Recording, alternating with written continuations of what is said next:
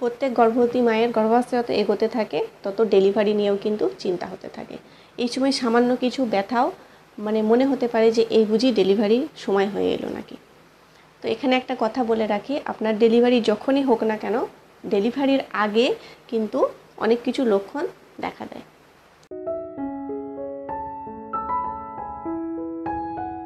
Hello, আমি Olivia's women's and pregnancy care চ্যানেলে আপনাদের সবাইকে ওয়েলকাম, অনেক অনেক ভালোবাসা। তো আজকে আমি আবার নতুন একটা ইনফরমেটিভ ভিডিও নিয়ে আপনাদের সবার সামনে চলে এসেছি। তো আজকে ভিডিওর টপিক হলো যে ডেলিভারির 20 থেকে 25 দিন আগে কি হয়, 10 থেকে 15 দিন আগে কি হয়, এবং 3 থেকে 4 দিন আগে কি হয়, এবং 1 থেকে 2 দিন আগেই বা কী হয়, বা ডেলিভারির দিনই বা কী হয়। এই সমস্ত কিছু নিয়ে পুরো ডিটেলসে আলোচনা করবো। তার আগে আপনি যদি আমার চ্যানেল নতুন হন তাহলে পুরো ভিডিওটা দেখার অনুরোধ রইল।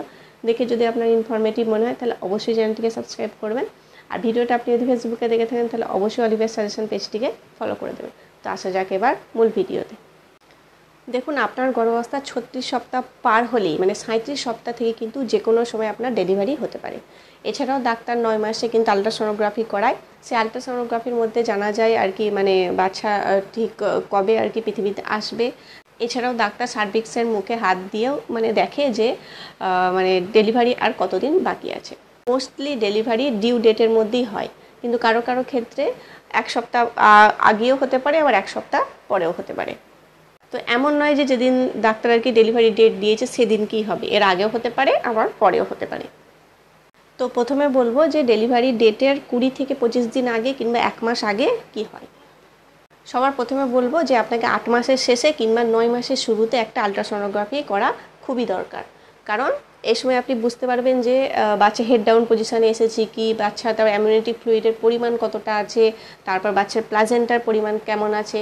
তো এই সব কিছু যদি ঠিক থাকে তাহলে কিন্তু আপনার নর্মাল ডেলিভারি হওয়ার চান্স বেশি থাকে। তো বাচ্চার হেড ডাউন পজিশন হওয়া কিন্তু নর্মাল ডেলিভারির জন্য খুবই ইম্পর্টেন্ট। এছাড়াও ওই রিপোর্টের মধ্যে কিন্তু দেখা যাবে যে আপনার সার্ভিক্সের মুখ কতটা খুলেছে, তারপর বাচ্চার আর কি গলার মধ্যে আর কি নাড়ি জড়িয়ে ফেলেছে নাকি, এই সমস্ত কিছু কিন্তু আলট্রাসোনোগ্রাফির মাধ্যমে আপনি জানতে পারবেন। তাই আলট্রাসোনোগ্রাফিটা কিন্তু অবশ্যই আপনাকে 8 মাসের শেষে কিংবা 9 মাসের শুরুতে অবশ্যই করিয়ে নিতে হবে। আচ্ছা, নর্মালি 8 মাসের শেষে কিংবা 9 মাসের শুরুতে হেড ডাউন পজিশনে চলে আসে। তো এই বাচ্চা হেড ডাউন পজিশনে এসেছে কি না, কিংবা বাচ্চা যদি হেড ডাউন পজিশনে না আসে তাহলে আপনি কি করবেন, এই সব কিছু নিয়ে কিন্তু ডিটেলসে আমার চ্যানেলে অলরেডি একটা ভিডিও আপলোড করা আছে। ওপরে আই বাটন আছে, এটা ক্লিক করলে আপনারা অবশ্যই কিন্তু ভিডিওটা দেখতে পারেন। তো আপনাদের যদি প্রয়োজন মনে হয় তাহলে অবশ্যই ভিডিওটা একবার দেখে নিতে পারেন। কারণ এখানে যদি আমি বাচ্চা হেড ডাউন পজিশনে কেন এসেছে এটা বলতে যাই তাহলে ভিডিওটা একটু বেশি বড় হয়ে যাবে। এছাড়াও 8 মাসের শেষে কিংবা 9 মাসের শুরুতে হোয়াইট ডিসচার্জের পরিমাণ বেড়ে যেতে পারে। এর সাথে ফলস লেবার পেন শুরু হতে পারে। কারণ ফলস লেবার পেন 7 মাসেও দেখা যায়, কিন্তু এটা আবার 8 মাসেও কিন্তু দেখা যায়, 8 মাসের শেষে কিংবা 9 মাসের শুরুতেও দেখা যায়। তো ফলস লেবার পেন আপনারা কীভাবে বুঝবেন? এই পেনটা কিন্তু বেশিক্ষণ থাকে না, 1 মিনিট আসে কি 2 মিনিট থাকে, দিয়ে সেটা কিন্তু চলে যায়। আপনি যদি একটু হাঁটাহাঁটি করেন, বা আপনি যদি একটু বিশ্রাম নেন, বা আপনি যদি একটু জল খান, সেক্ষেত্রে যদি দেখেন যে না পেনটা চলে গেছে তাহলে সেটা বুঝতে হবে আপনাকে ফলস লেবার পেন। সাথে ইমিউনিটি ফ্লুইডের যে জলের পরিমাণ সেটাও আস্তে আস্তে কমতে থাকে। তো এই সব কিছু লক্ষণ কিন্তু আপনি 20 থেকে 25 দিন আগে কিংবা 30 দিন আগে দেখতে পারবেন। এবার বলবো ডেলিভারির 15 থেকে 10 দিন আগে কি হয়। দেখুন, যে লেবার পেনটা আপনার 1 মিনিট 2 মিনিট আর কি থাকছিল, সেই লেবার পেনের পরিমাণটা একটু বেশি বেড়ে যাবে আর একটু ঘন ঘন হবে। ধরুন আপনার 8 মাসের শেষে কিংবা 9 মাসের শুরুতে সেটা হয়তো 1 থেকে 2 বার হচ্ছিল দিনে, কিংবা হয়তো কিছুদিন ছেড়ে ছেড়ে হচ্ছিল সেটা।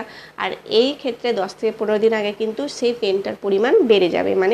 হয়তো একটু বেশি সারাদিনে দেখলেন যে 3 থেকে 4 বার এই পেনটা হয়ে গেল, কিংবা টাইমটাও একটু বেশি থাকলো, 1 থেকে 2 মিনিট যেটা হচ্ছিল সেটা হয়তো একটু 3-4 মিনিট হলো। তো এরকম লক্ষণও কিন্তু 10 থেকে 15 দিন আগে দেখা যায়। সাথে হোয়াইট ডিসচার্জের যে পরিমাণ ছিল সেটার পরিমাণ আর একটু বেশি বেড়ে যাবে। সাথে মিউকাস প্লাগ আর কি বেরোতে থাকবে। মিউকাস প্লাগ কি? দেখুন, এই হোয়াইট ডিসচার্জের মতোই এটা কিন্তু ঠিক সার্ভিক্সের মুখে একটা ডট পাড়া একটা জিনিস আর কি লাগানো থাকে। তো সেটা বাচ্চা যখন হেড ডাউন পজিশনে চলে আসে তার কিছুদিন পরে সেই ডটটা কিন্তু খুলে যায়, সার্ভিক্সের মুখটা একটু খুলে যায়। তো এক্ষেত্রে আপনি দেখতে পাবেন যে মানে একটু স্রাবের মতোই কিন্তু হোয়াইট ডিসচার্জের মতোই বেরোচ্ছে, কিন্তু এটার কালার একটু থাকবে কি মানে জিনিসটা একটু থকথকে থাকবে, বাদামি থাকবে, একটু লাল থাকবে। তো এটা কারো কারো ডেলিভারির 10 থেকে 15 দিন আগেও বের হয়, আবার কারোর ডেলিভারির দিনকেও বের হয়, আবার ডেলিভারির আগের দিনও কিন্তু বের হয়। আমি যদি আমার নিজের এক্সপিরিয়েন্সের কথা বলি, তাহলে আমার কিন্তু যেদিন ডেলিভারি মানে আর কি ডেট যেদিনকে ডেলিভারি হয়েছে সেদিনকে কিন্তু সকাল থেকে এই মিউকাস প্লাগ বেরোতে শুরু হয়েছিল। তো এই লক্ষণগুলো যদি আপনি দেখতে পান তাহলে বুঝতে পারবেন যে আপনার ডেলিভারির আর 10 থেকে 15 দিন বাকি আছে। এবার বলবো ডেলিভারি 4 থেকে 5 দিন আগে কি হয়। দেখুন, ডেলিভারি 4 থেকে 5 দিন আগে কিন্তু আপনার মধ্যে অটোমেটিক একটা এনার্জি চলে আসবে। কীরকম এনার্জি, মানে আপনার কিন্তু মানে বডি পুরোপুরি আর কি রেডি থাকবে বাচ্চা ডেলিভারি করার জন্য। তো এই এনার্জিটা কিন্তু আপনি চলে আসে। তো এই লক্ষণ দেখলে আপনি বুঝবেন যে আপনার ডেলিভারি আর 4 থেকে 5 দিন বাকি। এর সাথে আর একটা লক্ষণ আপনি দেখলে বুঝতে পারবেন যে এই সময় অনেকের আবার ডায়রিয়া শুরু হয়ে যায়। দেখুন, এটা পুরোপুরি নর্মাল, এটা কিন্তু মানে ভয়ের কোনো কারণ নেই। কারণ এই সময় বাচ্চা যেহেতু হেড ডাউন পজিশনে চলে আসছে, তারপর বাচ্চা আর কি মানে পুরোপুরি রেডি আর কি থাকছে মানে ডেলিভারি হওয়ার জন্যে। তো এই সময় কিন্তু আপনার পেশিগুলো একটু নরম থাকে, তো যার ফলে ডায়রিয়া হওয়ার চান্সটা একটু বেশি থাকে। আবার এই সময় কারো কারো ক্ষেত্রে আবার দেখা যায় যে শপিং করতে মন হচ্ছে, মানে এটা সবার ক্ষেত্রে হয়তো হয় না, কিন্তু কারো কারো ক্ষেত্রে হয় যে বাচ্চার জন্য আমি এই জিনিসগুলো কিনে নিলাম বা নিজের জন্য এইগুলো কিনে নিলাম। তো এরকম একটা মনোভাব হয়ে থাকে। এর সাথে আরেকটা জিনিস আপনি লক্ষ্য করলে বুঝতে পারবেন যে আপনার আর কি পিঠের দিকটায় মানে হালকা হালকা কিন্তু একটু পেন হচ্ছে, মানে পিঠ থেকে সোজা সেটা নেমে আর কি পায়ের দিকে যাচ্ছে। তো এরকমও যদি একটা পেন শুরু হয় তাহলে আপনি বুঝতে পারবেন যে আপনার ডেলিভারি আর কি 4 থেকে 5 দিন বাকি আছে। এবার বলবো ডেলিভারির দিন কিংবা ডেলিভারির একদিন আগে আপনি কী লক্ষ্য বুঝতে পারবেন। তো সবার প্রথমে বলবো লেবার পেন। দেখুন, আগে যে পেনটা আপনার হচ্ছিল সেই পেনটা যেমন কি 1 থেকে 2 মিনিট থেকে সেটা ঠিক হয়ে যাচ্ছিল, বা কিছুক্ষণ আপনি রেস্ট নিলেন, আপনি জল খেলেন বা আপনি বসলেন বা একটু হাঁটাচলা করলেন, সেক্ষেত্রে দেখছেন যে পেনটা চলে যাচ্ছে। তো ওটা তো ফলস লেবার পেন ছিল। আর এইটা হবে কি রিয়েল লেবার পেন, মানে আপনি যতই উঠা বসা করুন বা যতই আপনি জল খান, আপনি যতই হাঁটাচলা করুন, একটু বিশ্রাম নিন বা একটু শুয়ে থাকুন, সেক্ষেত্রে কিন্তু কোনো রকমের পেনটা কমছে না, আরও পেনটা কি হচ্ছে যত মানে আর কি সময় যাচ্ছে তত আরও বাড়তে থাকছে। তো এটা আপনাকে বুঝে নিতে হবে যে ডেলিভারির ডেট পুরোপুরি চলে এসেছে। তো এখানে আমি কেন বললাম যে ডেলিভারির দিনের আগের লক্ষণ কিংবা একদিন আগের লক্ষণ। দেখুন, কারো কারো ক্ষেত্রে এই পেনটা 12 ঘন্টা থাকে, কারো কারো ক্ষেত্রে 6 ঘন্টা থাকে, কারো কারো ক্ষেত্রে কিন্তু 24 ঘন্টাও থাকে। এবার দ্বিতীয় নম্বর হলো অ্যামনিওটিক ফ্লুইড ফেটে যাওয়া। দেখুন, কারো কারো ক্ষেত্রে আগে পেন ওঠে, তারপর অ্যামনিওটিক ফ্লুইড ফেটে যায়, তারপর আবার কারো কারো ক্ষেত্রে অ্যামনিওটিক ফ্লুইড আগে ফেটে যায়, তারপর পেন ওঠে।